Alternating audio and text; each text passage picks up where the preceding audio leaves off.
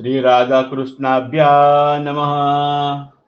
श्रीमद्भागवत महापुराण 10मो स्कंद 29मो अध्याय रासलीलानो आरंभ। श्रीशुक उवाच भगवान पीता रात्रिः शरदोत्फुल्लमल्लिका वीक्ष्य मनस्वके योग मायामुपाप्रासितः। શ્રી સુખદેવજી કહે છે, પરીક્ષિત, શરદ ઋતુ હતી. તેને કારણે મલ્લિકા તથા ચમેલી વગેરેના સુગંધિત પુષ્પો ખીલીને મહેકી રહ્યા હતા. ભગવાને ચિરહરણ વખતે ગોપીઓને જે રાત્રિઓનો સંકેત કર્યો હતો તે બધી જ એકત્રિત થઈને એક જ રાત્રિના રૂપમાં પ્રકાશિત થઈ રહી હતી. ભગવાને તેમને જોઈને દિવ્ય બનાવી. ગોપીઓ તો ઈચ્છતી હતી. હવે ભગવાને પણ પોતાની અચિંત્ય મહાશક્તિ યોગ માયાનો આશ્રય લઈને તેમને નિમિત્ત બનાવીને રસમય રાસક્રીડા કરવાનો સંકલ્પ કર્યો. સ્વયં અમના હોવા છતાં પણ તેમણે પોતાના પ્રેમીજનોની ઈચ્છા પૂરી કરવા માટે મનનો સ્વીકાર કર્યો. ભગવાને સંકલ્પ કરતા જ જાણે ઘણા લાંબા સમયે મળેલો પતિ પ્રિયાના મુખ પર કોમળ કરકમળથી કેસરનો લેપ કરી સુખ આપે તેમ ચંદ્રદેવે પૂર્વ દિશાના મુખને પોતાના શીતળ કિરણો રૂપી કરકમળથી ઉદયકાળના કંકુ કેસર વડે લાલ બનાવતા ઉદય થઈને ન માત્ર પૂર્વ દિશાનો બલકે સંસારના સમસ્ત ચર અચર પ્રાણીઓનો સંતાપ જે દિવસના સમયે શરદકાળના પ્રખર સૂર્યકિરણને લીધે વધી ગયો હતો દૂર કરી દીધો. તે દિવસે ચંદ્રમંડળ અખંડ હતું. પૂર્ણિમાની રાત્રિ હતી. ચંદ્રમા નવા કેસર જેવા લાલ લાલ થઈ રહ્યા હતા. કાંઈક સંકોચ મિશ્રિત અભિલાષાથી યુક્ત જણાતા હતા. લક્ષ્મીજીના જેવી મુખ કમળની કાંતિવાળા તે ચંદ્રદેવના કોમળ કિરણોથી સંપૂર્ણ વન અનુરાગના રંગમાં રંગાઈ ગયું હતું. વનના ખૂણે ખૂણામાં તેમણે પોતાની ચાંદની દ્વારા અમૃતનો સાગર ભરી દીધો હતો. ભગવાન શ્રી કૃષ્ણે પોતાના દિવ્ય ઉજ્જવળ રસને જગાડનારી પૂરી સામગ્રી અને તે વનને જોઈને પોતાની વાંસળી પર વ્રજસુંદરીઓના મનનું હરણ કરનારો કામબીજ કલીનો મધુર વેણુનાદ છેડ્યો. ભગવાનનો તે વંશી વાદન ભગવાન પ્રત્યેના પ્રેમને તેમને મળવાની લાલસાને અત્યંત વધારનારો હતું. આમ તો શ્યામ સુંદરે પહેલા જ ગોપીઓના મનને પોતાના વશ કરી લીધા હતા. હવે તો ગોપીઓના મનની બધી વસ્તુઓ ભય, સંકોચ, ધૈર્ય, મર્યાદા વગેરે વૃત્તિઓ પણ છીનવી લીધી. વેણુનાદ સાંભળતા જ તેમની સ્થિતિ વિચિત્ર થઈ ગઈ. જેમણે શ્રી કૃષ્ણને પતિ રૂપે પ્રાપ્ત કરવા માટે એક સાથે સાધના કરી હતી તે ગોપીઓ પણ એકબીજાને કહ્યા વિના ત્યાં સુધી કે એકબીજાથી પોતાની ચેષ્ટાને છુપાવીને જ્યાં શ્રી કૃષ્ણ હતા ત્યાં જવા દોડી ગઈ. પરીક્ષિત, તે એટલા વેગથી ચાલતી હતી કે તેમના કાનોના કુંડળો ખૂબ જ ડોલી રહ્યા હતા. બંસીનો ધ્વનિ સાંભળીને જે ગોપીઓ દૂધ દોહી રહી હતી તે અત્યંત ઉત્સુકતાવશ દૂધ દોહવાનું છોડીને ચાલી નીકળી. જે ચૂલા પર દૂધ ગરમ કરી રહી હતી તે ઉકળતું દૂધ પર ચૂલા પર જ મૂકીને અને જે લાપસી બનાવી રહી હતી તે બનાવેલી લાપસી ચૂલા પરથી ઉતાર્યા વિના જેમની તેમ મૂકીને ચાલી નીકળી. જે ભોજન પીરસી રહી હતી તે પીરસવું મૂકીને જે નાના બાળકોને દૂધ પીવડાવી રહી હતી તે દૂધ પીવડાવવાનું છોડીને જે પતિઓની સેવા શુશ્રૂષા કરી રહી હતી તે સેવા શુશ્રૂષા છોડીને અને જે પોતે ભોજન કરી રહી હતી તે ભોજન કરવું છોડીને પોતાના પ્રિય કૃષ્ણ પાસે દોડી ગઈ. કોઈ ગોપી પોતાના શરીર પર ચંદન અને સુગંધિત તેલ લગાડી રહી હતી અને કોઈક આંખોમાં મેષ આંજી રહી હતી. તે આ બધું છોડીને તથા ઉલટા સુલટા વસ્ત્રો પહેરીને શ્રી કૃષ્ણ પાસે પહોંચી જવા દોડી ગઈ. પિતા અને પતિઓએ, ભાઈ અને જ્ઞાતિબંધુઓએ તેમને રોકીને તેમની મંગલમયી પ્રેમ યાત્રામાં વિઘ્ન નાખ્યું. પરંતુ તે એટલી મોહિત થઈ ગઈ હતી કે રોકવા છતાં પણ ન રોકાઈ શકી. કઈ રીતે રોકાઈ? વિશ્વમોહન શ્રી કૃષ્ણે તેમને પ્રાણ, મન અને આત્મા બધાનું અપહરણ કરી લીધું હતું. પરીક્ષિત, તે સમયે થોડી ગોપીઓ ઘરની અંદર હતી. તેમને બહાર નીકળવાનો રસ્તો જ ન મળ્યો. ત્યારે તેમણે પોતાના નેત્રો બંધ કરી દીધા અને ખૂબ તન્મયતાથી શ્રી કૃષ્ણના સૌંદર્ય, માધુર્ય અને લીલાઓનું ધ્યાન કરવા લાગી. પરીક્ષિત, પોતાના પરમ પ્રિયતમ શ્રી કૃષ્ણના અસહ્ય વિરહની તીવ્ર વેદનાથી તેમના હૃદયમાં એટલી વ્યથા, એટલી બળતરા થઈ કે તેમનામાં જે કાંઈ અશુભ સંસ્કારોના અવશેષો હતા તે ભસ્મ થઈ ગયા. અને પછી તુરંત જ ધ્યાન લાગી ગયું. ધ્યાનમાં તેમની સામે ભગવાન શ્રી કૃષ્ણ પ્રગટ થયા. તેમણે મનમાં જ બહુ પ્રેમથી અને ખૂબ આવેગથી તેમનું આલિંગન કર્યું.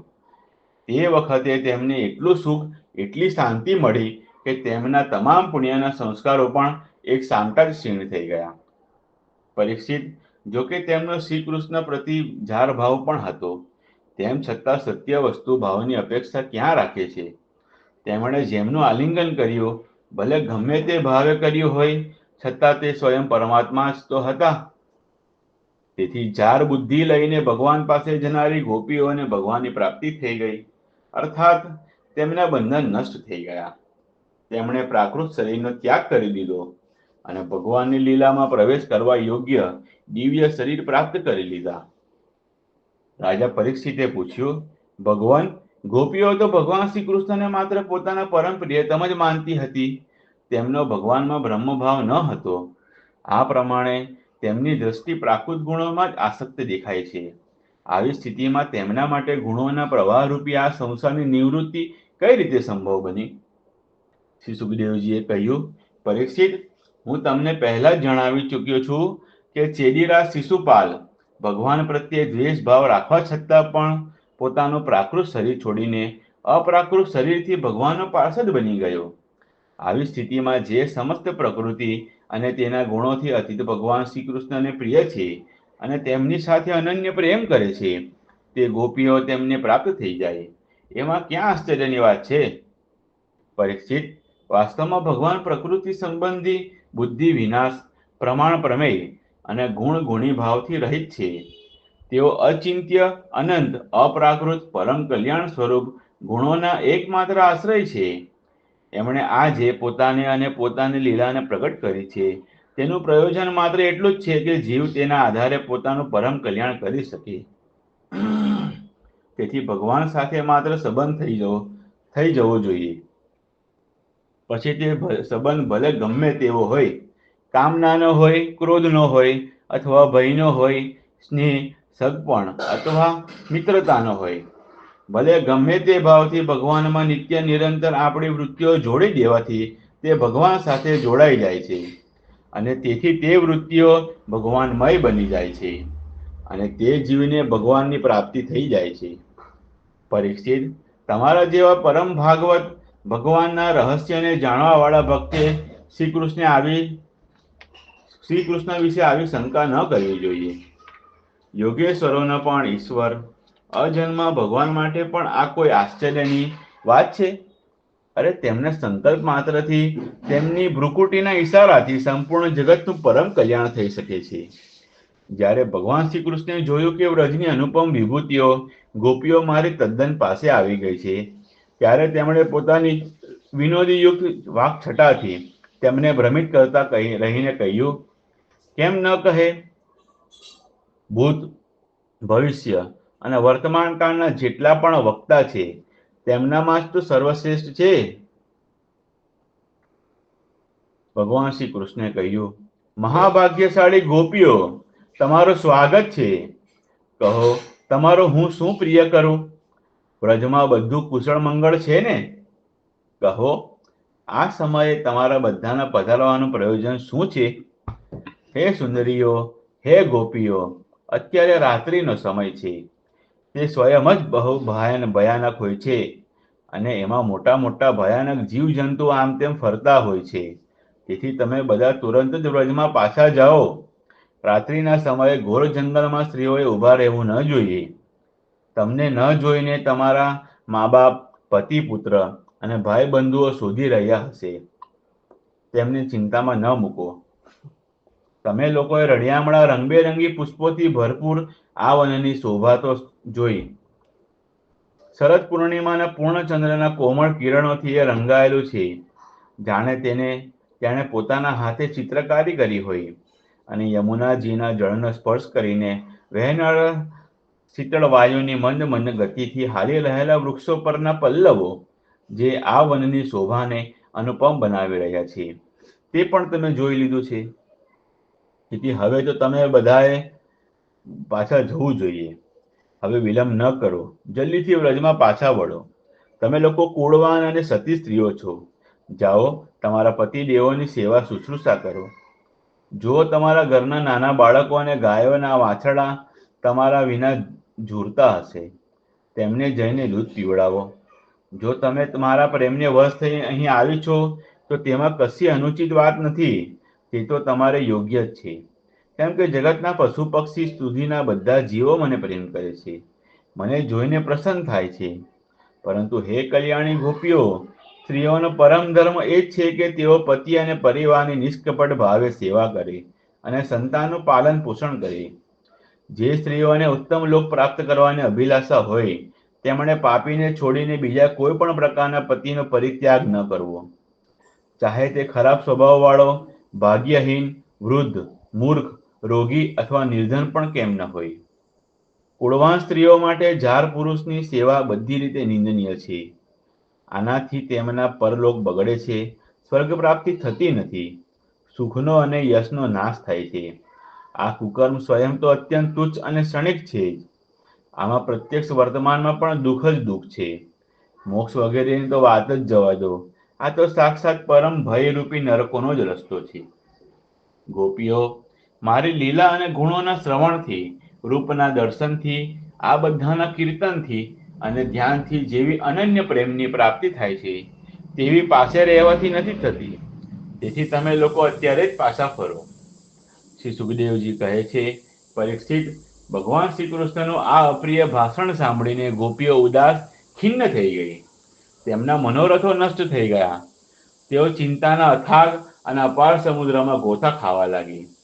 તેમના રક્તવર્ણા અધરોષ્ટ શોકને કારણે ચાલતા ગરમ શ્વાસથી સુકાઈ ગયા. તેમણે તેમના મુખ નીચે લટકાવી દીધા. તેઓ પગના નખોથી ધરતી ખોતરવા લાગી. નેત્રોમાંથી આંસુ વહી વહીને કાજળની સાથે વક્ષસ્થળ પર પહોંચીને ત્યાં લગાડેલા કેસરને ધોવા લાગ્યા. તેમનું હૃદય દુઃખથી એટલું વ્યથિત થઈ ગયું કે તેઓ કાંઈ બોલી ન શકી. ચૂપચાપ ઊભી રહી ગઈ. ગોપીઓએ પોતાના પ્રિયતમ શ્યામ સુંદર માટે બધી જ કામનાઓ, બધા જ ભોગો ત્યજી દીધા હતા. શ્રી કૃષ્ણમાં તેમનો અનન્ય અનુરાગ, પરમ પ્રેમ હતો. જ્યારે તેમણે તેમના પ્રિયતમ શ્રી કૃષ્ણની આ નિષ્ઠુરતા ભરી વાત સાંભળી, જે બહુ જ અપ્રિય લાગી રહી હતી, ત્યારે તેમને ભારે દુઃખ થયું. આંખો રડી રડીને લાલ થઈ ગઈ, આંસુઓથી રૂંધાઈ ગઈ.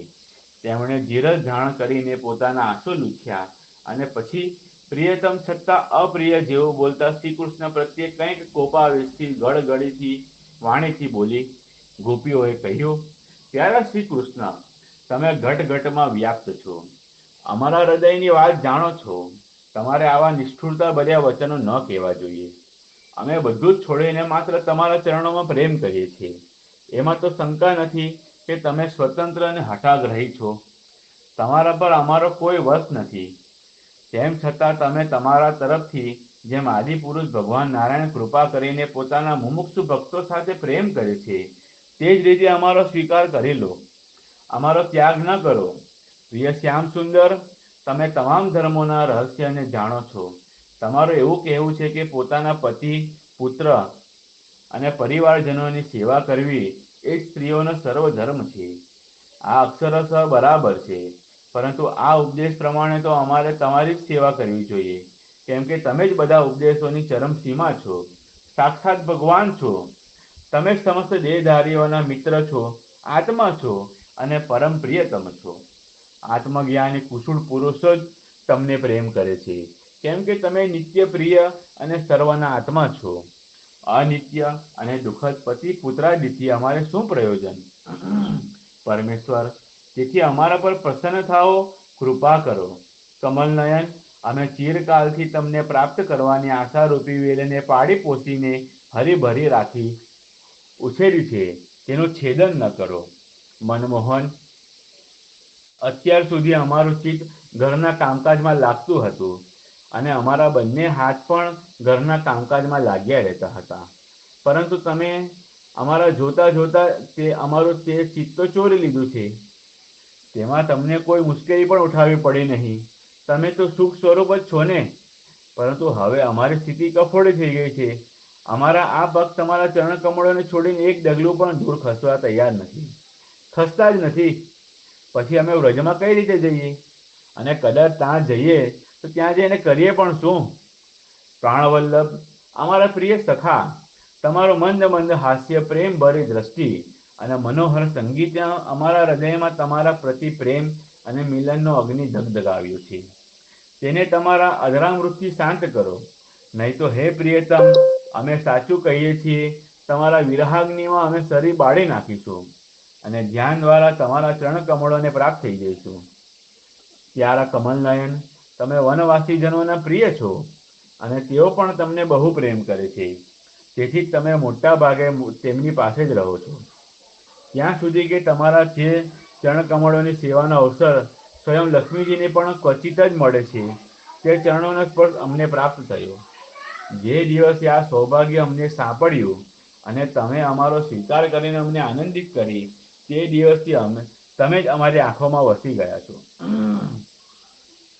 અમારી દ્રષ્ટિ હવે કોઈ બીજા તરફ જતી નથી.